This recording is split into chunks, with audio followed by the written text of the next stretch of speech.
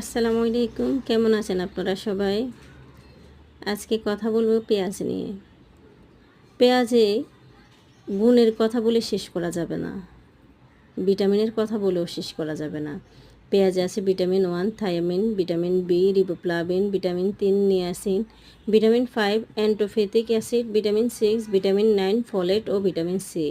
পেঁয়াজ শরীরে শক্তি যোগায়, বিভিন্ন ভিটামিনের গুণ দিয়ে দেহকে সাবলীল রাখতে সাহায্য করে। হার্টের কার্যক্ষমতা, কার্ডিওভাস্কুলার ফাংশন ঠিকঠাক রাখতে সাহায্য করে।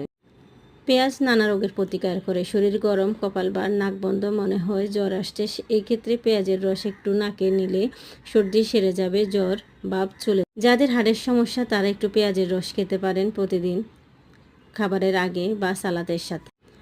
যাদের চোখের সমস্যা, দৃষ্টিশক্তির জন্য পেঁয়াজের রস খেলে দৃষ্টিশক্তির সমস্যা দূর হবে।